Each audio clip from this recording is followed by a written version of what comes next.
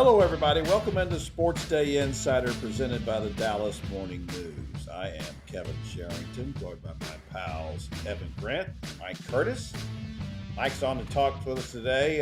We're not going to be able to tell you how the Mavericks did in the draft Tuesday night as we're taping this on Tuesday morning, but we can talk about this just under the wire they get a head coach in, Mike. I like to feel like because I wrote that column saying that they needed to name a head coach before the draft, they looked at each other and said, you know what? He's right. Let's go ahead and name Dusty May as our head coach. I'm not sure that's exactly what happened, but that's the way I'm going to look at it anyway. So what were your thoughts on the naming of May, and were you surprised by that? Yeah, I think I was a little bit surprised just because all the reporting around the Mavericks coaching search and coaching hires suggested that they were going to go with a assistant coach who had been proven climbing up the ranks, watching the job firsthand at the front of a bench. Someone like a Micah Nori and Royal Ivy.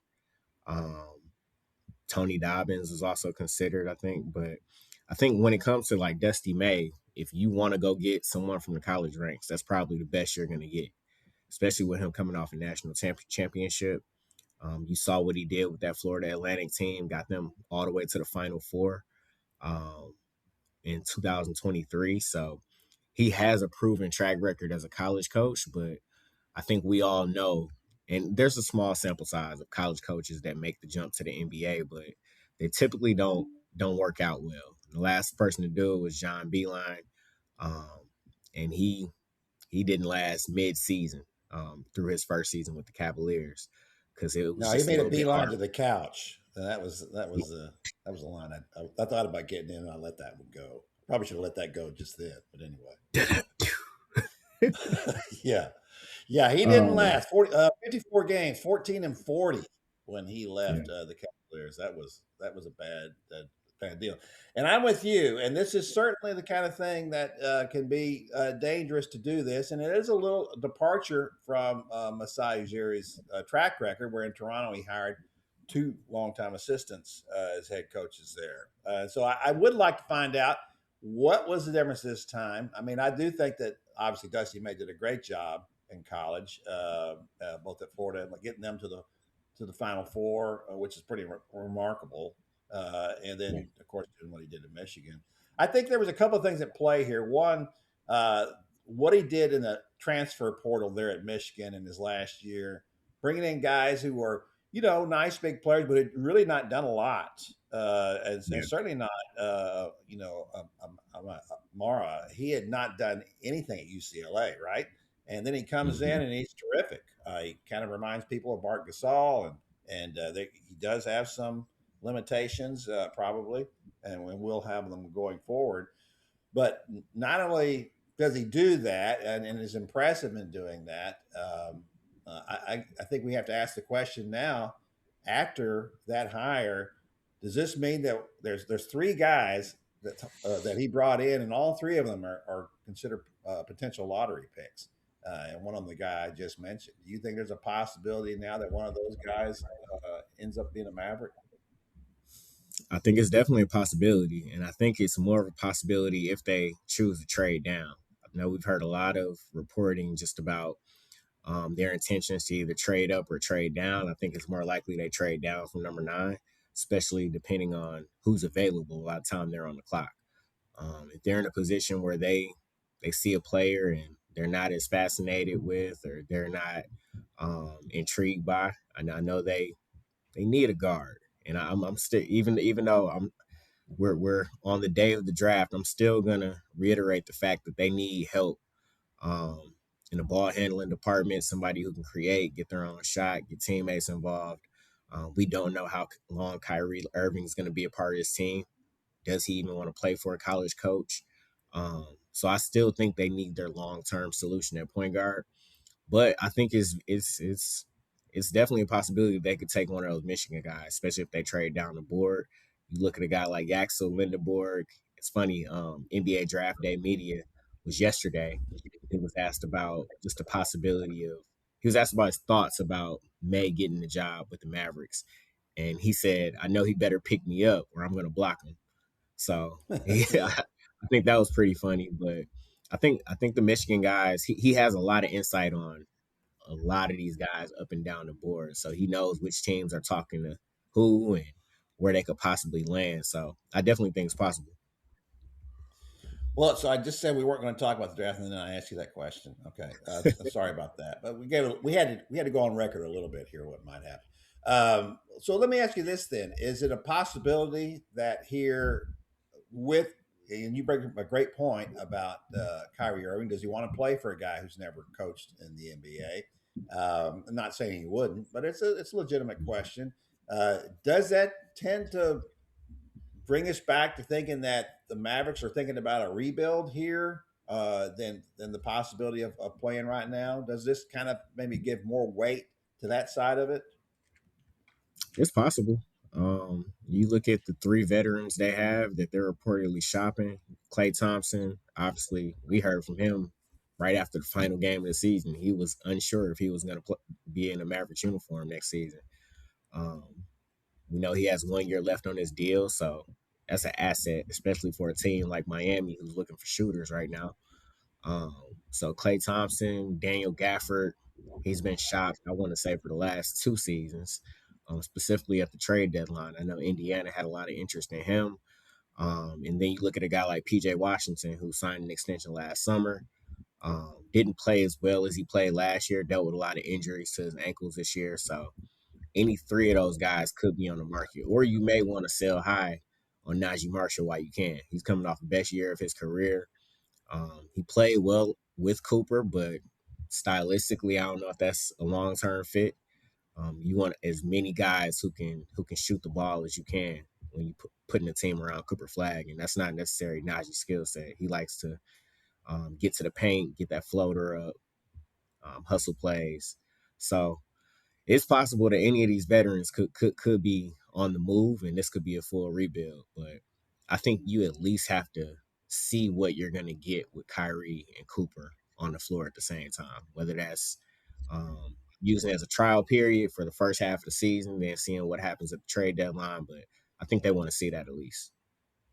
I think if you're going to commit to a first time NBA coach and one who has no NBA experience at all, the most likely route is probably a full rebuild around, a 20-year-old, however old Cooper Flagg is on this date, player.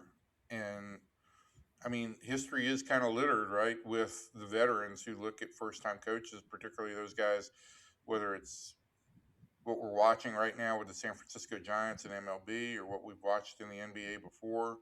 Mhm. Guys don't give credibility to college coaches. And if you want your message to get across, you're probably going to have to do some room cleaning. Yeah, Mike, I Yeah. wanted to ask you about that specifically because the other name supposedly out there was John Shire of Duke, who was Cooper's old coach, um, and other two. I get the attraction to. I mean, I'm not saying that John Shire do a good job, but he hasn't really done it with Duke yet, right? Mhm. And what Dusty May did at Michigan was they hadn't won a title since 1989. Duke's won Yeah. like what 12 titles since then. I don't know, but the fact that he done that and he rebuilt that so quickly that last year Juwan Howard was there, they won 8 games. So Mhm. this is a guy who comes in and bang, he fixes things. So I get that. So I don't really understand why that John Shire would have been the first option unless you just had these conversations with Cooper Flagg and he just went on and on and on about him, right? I mean, and that doesn't really seem to Yeah. fit to me with what Masai Ujiri does either. And unless in the conversations he's had with Cooper, he said that's one of the reasons why Jason Kidd's not here anymore. I mean, I don't really know. There's so much we need to ask about all this, and Mhm. we will ask these things, shortly. But there's so much we need to know about what are his expectations, and I hope that he goes further than what we expect to win because that's not going to do it. We Yeah. need to know what are you thinking about this, and I agree with you 100%. I'd like to see Kyrie Irving on the floor. There's always time to trade him at the trade deadline. If he's playing well, his value will probably go up than over what it is right now, because people do want to see if he's playing well. I do think there's potential there on this team if they get the right parts. I guess the next question I would ask you is, and we have not mentioned this either. And this is what I wrote today about Brad Stevens. There are lots of, you're right, lots of college coaches who did not work out, including Rick Pitino and John Calipari. So these are some guys who were some pretty big name coaches, right? But that was also from eras, and those were two big personality coaches, right? And we're in a different era now. If you look around the NBA and look at the coaches that are in the league now, how many big personalities are there? I mean, the only the old guys who were throwbacks, and then I wouldn't even really call them throwbacks, were Steve Kerr, Eric Spoelstra. I mean, really, most of the rest of them were all young guys who were longtime assistants, but they're system guys.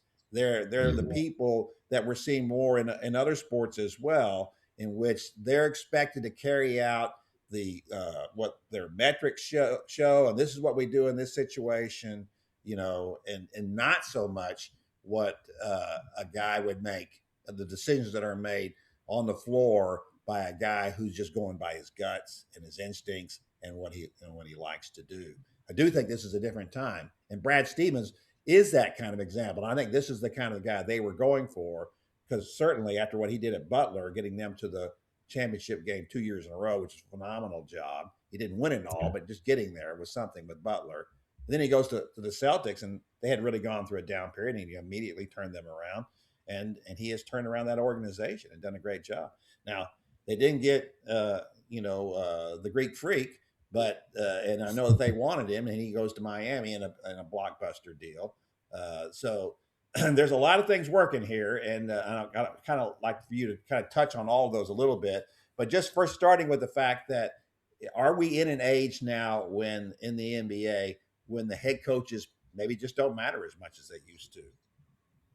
Yeah, I think coaches matter. I think coaching definitely matters. When you look at a guy like Mark Daigneault, you see what he was able to do with that OKC team. I think year by year they got incrementally better. Obviously, it led them to winning the championship last season. It probably would have happened this year if they were healthy, going up against Wemby and the Spurs. But I think coaching definitely does matter. You look at a guy like Ime Udoka, who had that Celtics team in a position to where they were going to the Eastern Conference Finals, and obviously he gets fired and goes to Houston. But then you got Joe Mazzulla, who was right under him, kind of learning the ropes, seeing how things were done. And he was the one to take them over the top. And obviously they beat the Mavericks in 2024. So I think coaching does matter. I think it's interesting because we talk about Brad Stevens and we talk about Billy Donovan, and then the last person to win an NCAA title and also like make the jump, Larry Brown, 1988. I know a lot of people bring that example up, but it took Larry Brown 16 years and 5 teams before he was ultimately able to win a championship in the NBA. So sometimes these things take time, but a lot of times you don't have as much grace as coaches used to have back in the day. Coach would no get a lot question of about cracks. that. Yeah, coach would get a lot of cracks at the apple. Not today. Yeah, they do. Well, and listen, let me just say this: Larry Brown's one of my all-time favorites. He was a nut, and he probably shouldn't be coaching college basketball, but Larry's just one of those kind of guys. And coaches back then were always, there was always a tug of war with stars and big name coaches. I don't know if we have those tug of wars anymore. I don't know that head coaches now and all these young guys who come up are having personality control type issues with their star players like they used to. In the NBA, the stars run the show, and I think that but what happens, Kevin, if you've got a star if your lone star is 20 years old? Well, I think in that case, that's a great question, Evan, because that's what I want to know. I want to know, what did Cooper Flagg have to say about all this? Was he consulted at all? Did they say to him, "Hey, listen, what do you think? What would you like in a head coach?" I don't think so. I don't think that Masai seems like that kind of guy. He seems like the kind of guy to me that I'm in charge of this show. I make the calls, and I think from what we heard from him in that one press conference was that I make the decisions here, and then they released that weird statement in which they said it was a mutual decision on Jason Kidd's part, and then Masai just said, "No, this was my call. This was not Jason's Yeah. call." And so he let us know that he's in charge, which is fine. I don't mind that. I just feel like in this market, it makes people nervous because what happened with the last guy that was in charge of basketball operations and some of the decisions he made, one in particular. So I do think that this is it's just a bunch of things that we need to know, and we don't know yet about which way the Mavericks are heading. Like I said, and I wrote, I think that this hire has potential to work out just because of where we are in the NBA now and because of the kind of coach that Dusty May is and what he has done so far and his track record. I think it's impressive. I think the other thing is that what is going to be the makeup of this team that we were just talking a minute ago. Because if they've got a young guy who's got 1 year of college experience and 1 year of NBA experience, he may be more willing to listen to a coach than an established star. And if you clean house and move out all those other veterans, I think you've got much more of a chance of success for Dusty May's system and Dusty May's thoughts to permeate this team. Well, I think it's exactly right, and that's what we'll see. I still think that this, and maybe this is a bad approach. I still think this team has the potential, if you get the right pieces around Cooper, to be competitive this year. Because we'll see what he does with Kyrie Irving. Because that's exactly what you were talking about a while ago, right, Mike? Is that who is Kyrie Irving when he's healthy is still one of the best point guards in the NBA. And so that gives you that, right? But they need more shooting around him. They need to, because he's not a great shooter yet. They need shooting around him to give him more spacing and allow them to do the things they need to do. But I do think there are other things to consider here, starting with the makeup of the West and the San Antonio Spurs and how big they are and about how good they're going to be and how difficult that is going to be to compete against them, not only them, but Oklahoma City, with the Rockets. I mean, just in this, within a 5-hour drive any direction, you got real problems. And maybe they decided that they can't compete at that level right now. I mean, you look at the Celtics, they just won a title 2 years ago, and they feel like they can't compete. That's why they were in the trade for Antetokounmpo. They were trying to get him, was because they didn't feel like they had enough to compete against the Knicks. And I think that's an overplay, if you ask me. I love what the Knicks did, and I love Jalen Brunson, but that felt a little bit like the Mavericks winning it all in 2011. It just kind of felt like we got experience and chemistry here, and we're gonna win with that. And I think that was I think that they're a really good team. I think it'd be really difficult for the Knicks to repeat as champs after that season, especially if Boston gets healthy again. And now that Antetokounmpo don't ruin the Knicks' high. Don't ruin their high, Kevin. Well, it's all fun. I'm not going to say it's like the Rangers winning it all in 2023. Listen. That was really freakish. I have it under good authority that Mariska Hargitay is a big listener to this podcast, and I do not want to bring her down right now. Who knew that she was such a Knicks fan? Holy cow! I mean, she's been a Knicks fan for several years. She and Jalen Brunson are pals.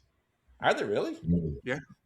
Man, you think that Jalen Brunson's glad that the Mavericks let him walk? What?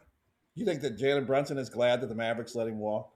Yes, I believe so. Considering how everything played out, I think he's okay. Yeah, I think he's just fine. It's the best thing in the world ever happened to him that the Mavericks screwed that all up, starting with the fact that they didn't give him a 5-year deal to start this whole stupid career. But anyway, we'll move on from that. And listen, if Chalamet is listening, I don't really care if we're upsetting him. So take that, Chalamet. Oh, you just say that because you could probably whip Timothy Chalamet. That's all. I don't think I could. I'm an old man, no. Kevin. Oh, I give you. I think you could. You got that old man strength. You could get down there, get in the ground with him, get in the dirt with him. That'd be great. That'd be a great fight. I'd Every love to see day, I that. just do something that reminds me like I should be in that Progressive commercial. In the progressive commercial, those are young people who are acting like old people. You're an old person acting like an Acting old like an person. old person, That's yes. right. There's no question. All right, Mike, that's going to do it, man. I appreciate you coming on with us. We'd love to have you come back next week and talk about how everything actually worked out in the draft. We'll if you got the time, we'll have you back and talk about all that. It'll be fun. This is kind of a Yeah, cliffhanger. Yes, Yeah, no Mike. it Good problem. is. I will leave night. y'all with this. I know we were talking about what did Cooper think about the hiring. Was he consulted or not? I reached out to somebody close to him yesterday after the news was reported, and they pretty much said they're excited. They've heard nothing but great things about Dusty, not just as a basketball coach, but as a person.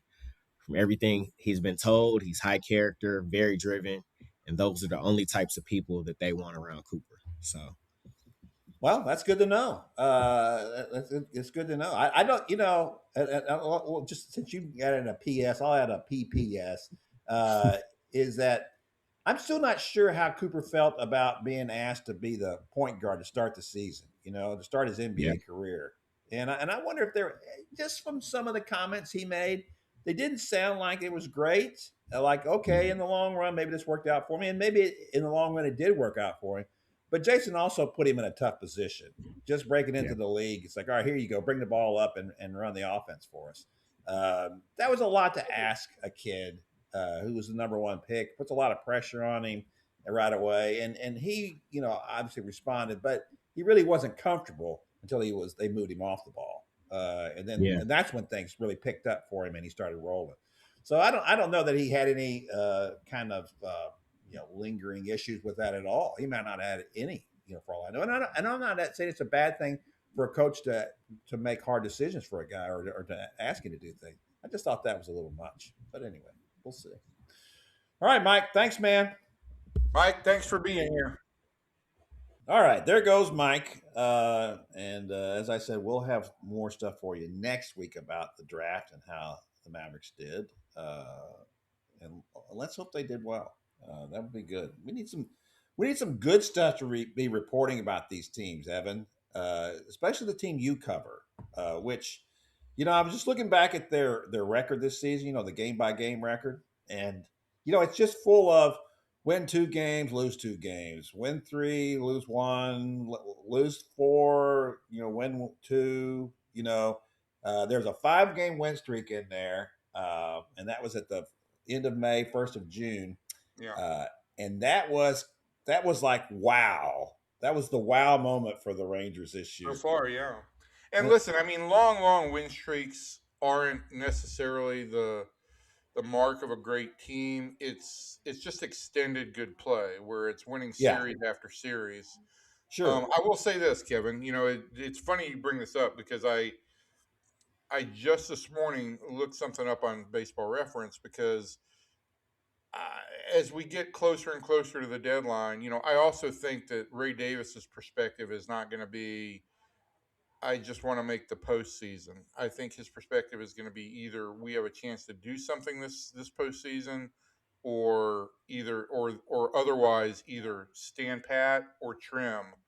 And so I wanted to go back and look and see if the Rangers have at any point in time played good enough baseball, just in terms of wins and losses, to win a World Series. And to do that, you've got to go 13-9 over a 22-game stretch.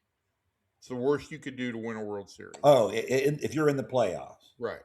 okay. And they right now are in their first 13-9 22-game stretch with Really? last night's win. Yeah. So I think it's a really good point. Like how good can this team be? Can they be good enough to make a deep run in the playoffs? And it's just hard to really. It's been hard to really get that impression.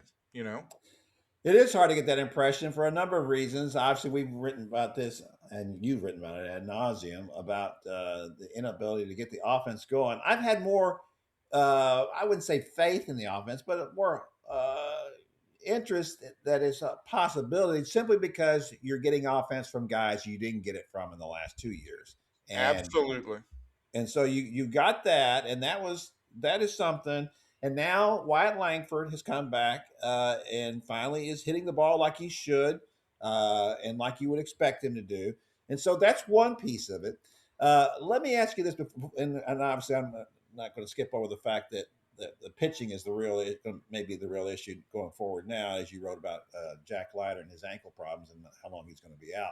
But before we go there, I wanted to just talk about the offense a little bit, because when you look at teams and you consider whether they are, title contenders, I'm trying to think off the top of my head.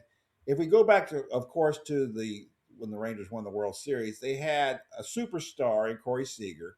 They had a really, really good player in Marcus Semien, um, and everybody else was kind of, obviously, it was, as we look back now, playing over their heads, like Adolis Garcia, and certainly he was a huge part of that postseason run of that season.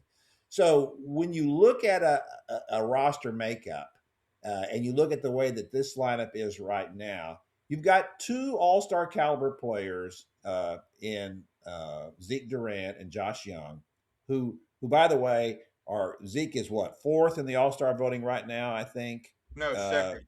I'm sorry, second, but he's way behind Ernie Clement of Right, but Toronto. he should, barring some kind of weird surge over the next day or so, he should go to the next round, which is hugely important because only the Yeah, top two guys go to the next round.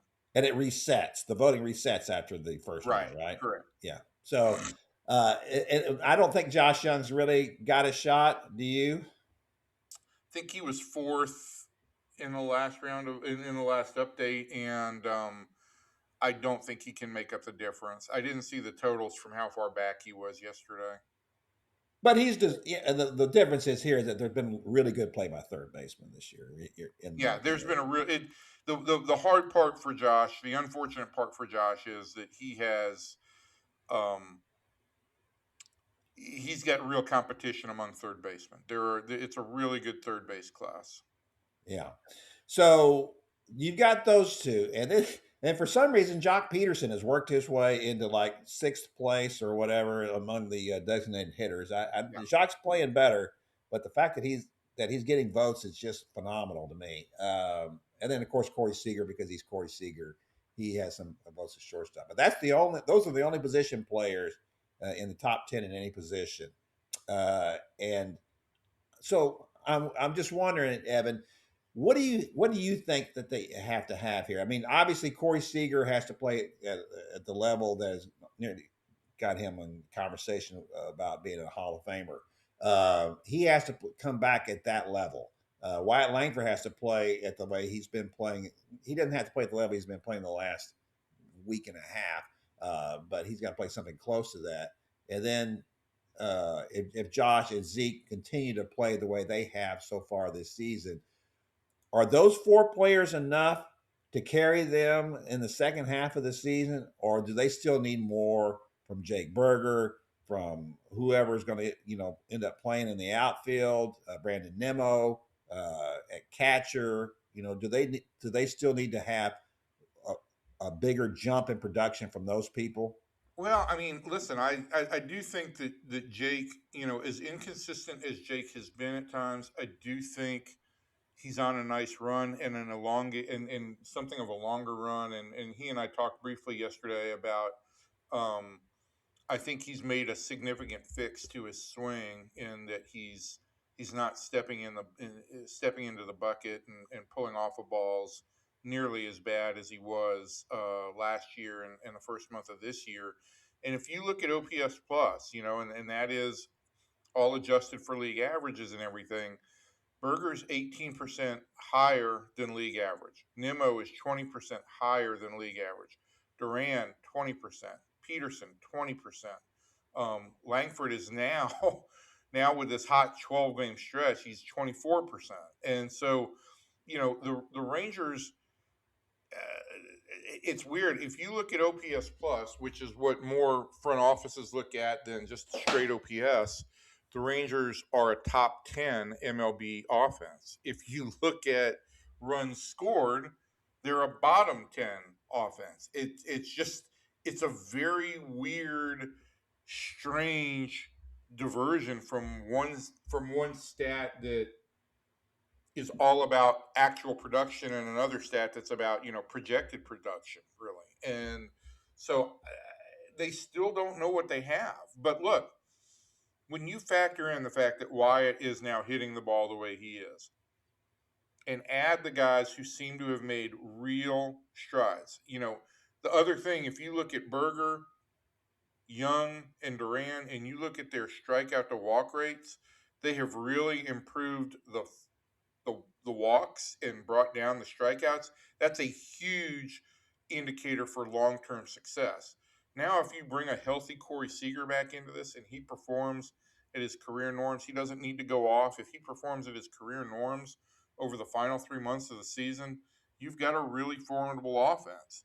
Um, is that enough to push them into the postseason and give them a real shot? I don't know. It's just, I think it keeps coming back to what we opened the segment with is I need to see some degree. I think everybody needs to see some degree of extended good on field results. It's just hard to make a real call on this team without that. So then let me ask you this, because you brought up Ray Davis's name, and obviously a decision has to be You made brought at up some Ray point. Davis's name. You now have the Adelsons apparently as a far more involved and invested ownership group than Ray Davis. They're willing to spend money. We know that. Yeah. They're spending money left and right, and Ray's not doing that, not anymore. And so, and look, I don't necessarily blame him. The team has had in the last 10 years has had one winning season. So it's hard to say that this is a team you should bet on. But how much of it should be considered what the labor situation will be next year? Because if you don't go all in now, well, there's a chance that there's no season next year. I don't know. I don't know how big a chance of that, but there's certainly a chance of that. So then you go 2 years in this market without having anything to build on going in after that. And how hard will that be to get fans to buy in once they finally do resolve the labor situation? If A, you went in the tank this year, and B, you didn't play next year. I really think that would do damage to this market. I mean, look, a labor stoppage is going to do damage across the board.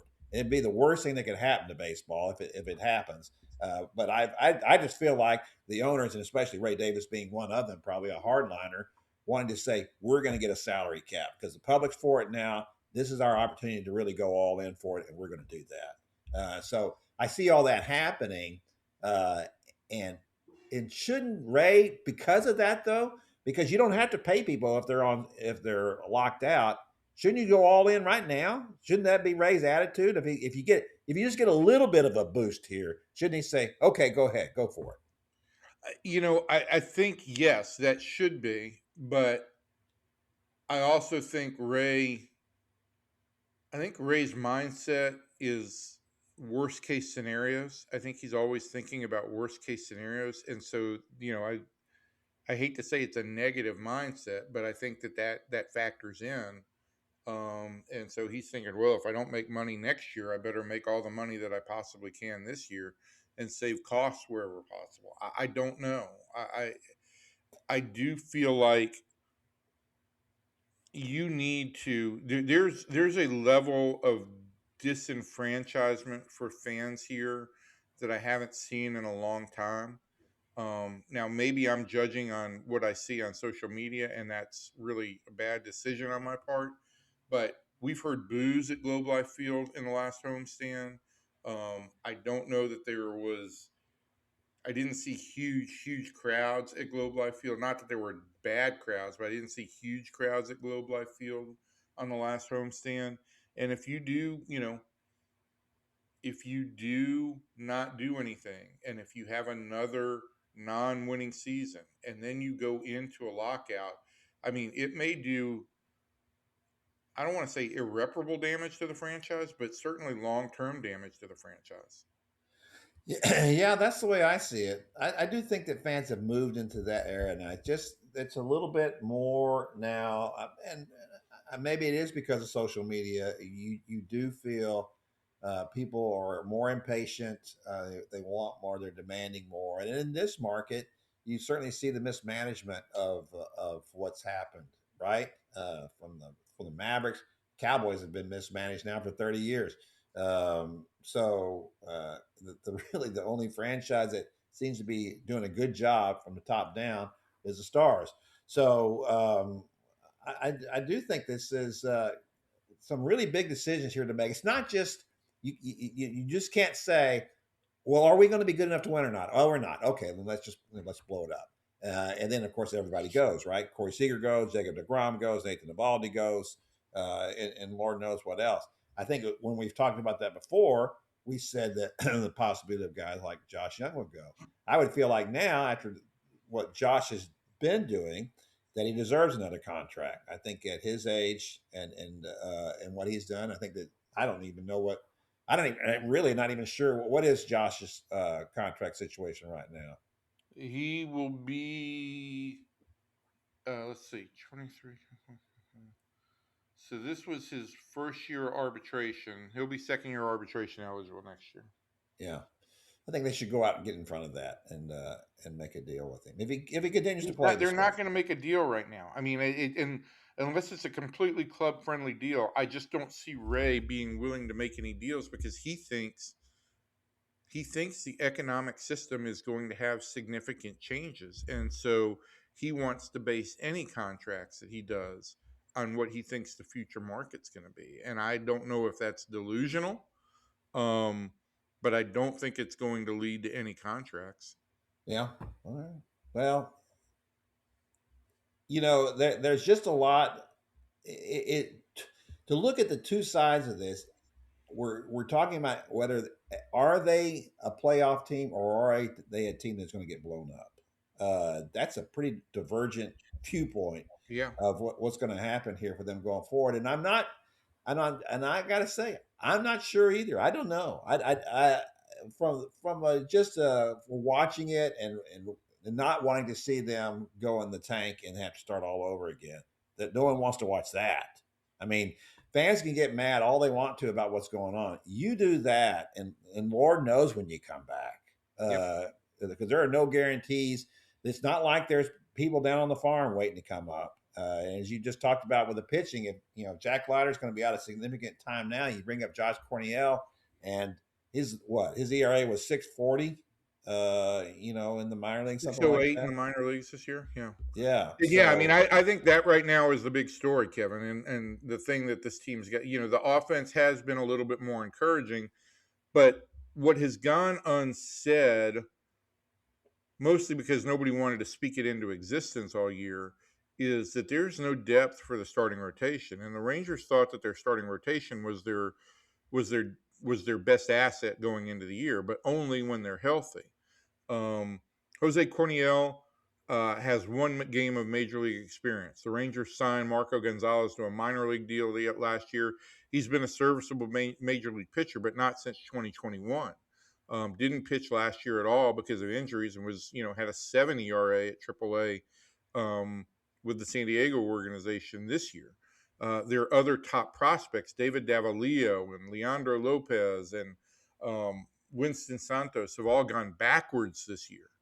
And then their first line of defense for starting rotation depth was so good as a reliever that he's their most valuable player right now. And Jacob Latz, you can't possibly move him into the rotation. So if Jack Leiter is out for a significant amount of time, and I lean right now, the fact that he was not with the club yesterday and was seeing doctors and getting further evaluation, I expect that, by the time this comes out, we'll have a better idea. But I think the Rangers better be prepared for the long term. Now, on the horizon, potentially Jordan Montgomery could be back in a month.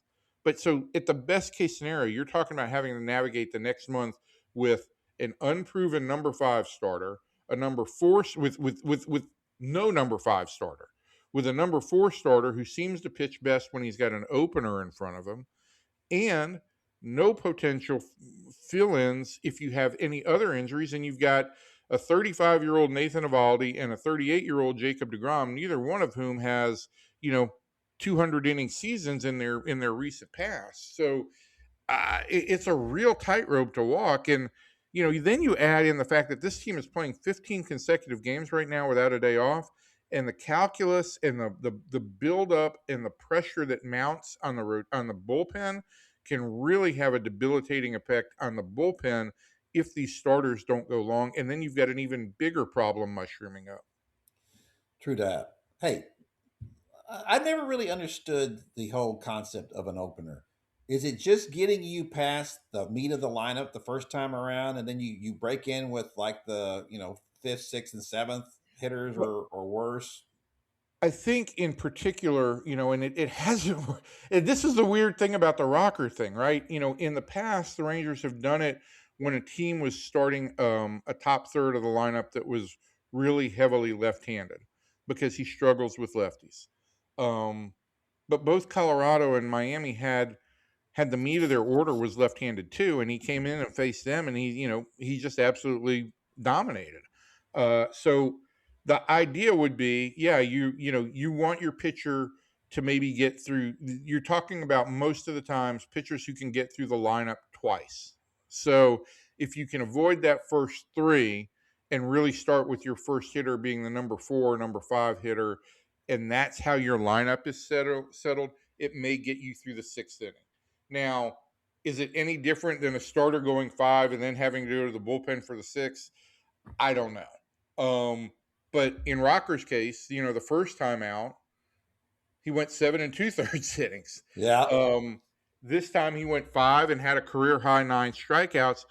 And, he could have gone back out there for the 7th. He could have, I think. He only was like 76 pitches. But the last inning that he worked, he gave up a couple of really hard hit balls. And so I think the Rangers also felt with Sandy Alcantara going on Tuesday and Yuri Perez going for the Marlins on Wednesday, they really needed to make sure they won that game on Monday to have a chance to win the series. Well, let me ask you this, because whenever I've talked to Rocker, it's like, boy, it's like pulling teeth. I would have to feel like if you're a former number 1 pick with a resume that he had in college, and if you've got that alpha mindset as a starter, you don't like coming, because first of all, you don't get credit as a start. It's not a start, and so you. I had to feel like he doesn't like it. What do you think he thinks about it? I don't have a read on it, and I asked him every question last night other than like, do you like this straight up, do you like this arrangement? I asked him if he had theories on why he's successful with this. I asked him if it changes how he approaches things, and I just don't know. I mean, I didn't end up using a quote from Rocker in my story this morning just because I don't really feel like it added any insight, and I think he's really guarded with the media. And so it's hard for me to get a read on exactly what Kumar is thinking. All I know is that the results suggest that whether he likes it or not, the Rangers are going to try this more often. Yeah, I mean, it is working for whatever reason. I do think you have to think about the long term how he feels about that kind of stuff, because you don't want to you don't want to make him mad. I know that sounds stupid to say that, but he's a hard guy to read. Boy, I just had the most difficult time with him. Because hard time reading on the field. It's like in spring training when he wasn't paying any attention to anybody who was on base, and they're just running around the bases on him. So anyway, all right. Yeah, Well, that's good. it again. I don't think that you or I are alone. I think that there are lots of people who feel that there's really something special, but I think he's slow to give trust, slow to let people in, and I think it makes it difficult for people to get a read on him. But there's look, in a lot of ways right now, he's pitching with his slider and his slider alone, and he's a serviceable big league pitcher. Yeah, it's a really good pitch. He needs a couple more. All right, that's going to do it for our podcast this week. We appreciate you coming on board with us. So we'll be back next We have week. one other thing. We have one other thing we have to talk about. You'd love to do this. You'd love to let me start the closer, and then you come in and say, "Well, wait a minute," and we say something else. What is that? Well, there's a nationally televised golf match in Dallas this week. It's not nationally televised. Lord help us if it is, because that would be awful. I'm going to film the whole thing and put it on my nationally YouTube channel so that everybody can watch. Evan has challenged me to a golf match at Stevens Park. I don't think I've challenged you. Oh, yeah, you challenged with you to take me out, to be patient enough with me on the golf course. You threw down the gauntlet like Tim did. Tim Calishaw once challenged me and said, I can beat you with 2 clubs. I think it was a 5-iron and a putter. And he did. He did beat me with a 5-iron and a putter. Why would he do that? Tim, come on the podcast and explain why you had to throw that challenge down. Do you have to ask that question? I don't think anybody should have to ask that question if they know. I just want to spend a day walking beautiful Stevens Park with my pal Kevin Sherrington. Oh, that'd be nice. I think we're not going to be walking. We're going to we will be walking. We'll be in a golf cart. We're not walking out there. I'm too old for that, especially in this heat. We'll probably. I think the chances. I think Debbie is already checking my insurance right now just to make sure in case I key. We're playing early. It won't be that hot. Okay. All right. I'm pretty good with the heat, but you never can tell. But Kevin and I, I'm 70 now. As we get into our old age, we've decided we want to play golf more. That's right, because that's what old guys do. They play golf. My kids got me a new set of clubs for my birthday, my 70th birthday, so that was nice. And so I need to get my game up a little bit to make that work. Because now I can't make the excuse, well, how am I going to hit that with this club? These clubs are awful. And so now I've got new clubs. So no more excuses. My clubs are not new. I'm not investing in clubs until I play a little bit more. That'll be good. But, I will say, what the great thing, what the real impetus for all of this is, and I'll leave it with this, is Natalie, my stepdaughter, who I, treasure, has started to pick up golf. And so we went out and we played with Natalie and her boyfriend, who's a really good golfer. And that's really what I aim to get to, is me and Tommy against you and Jaker Ford, because he's like a 5 handicap. So maybe someday, but we went out and played, and it's just great to have that bond with her, to be able to go out and play. I took her to the range on Father's Day weekend, and it was a blast. So. Well, good for you. And that's a good reason. I like that. That's kind of the same thing with me. I used to play, not a lot, but I played and played with guys at the paper and stuff. But then over the years, after we started having kids, it was just like, whew, don't have any time for that. But now I would like to be able to make my game presentable just so I can play with my boys, both of them are very good golfers. So look, all the pros who listen to us every week, and I know there's a ton of them around town. Oh yeah. Just make sure, if you want to invite us out, we'll be happy to come out and play. Yeah, exactly. All those pros listening to us. I hear we're big with the golf pros and with Knicks fans. Yeah, it's 2 of our fans. core. Yeah. Mariska Hargitay, if you're listening, hey, love the show. Anyway, so from everybody in here and everybody out there, thanks, and we'll see you next time.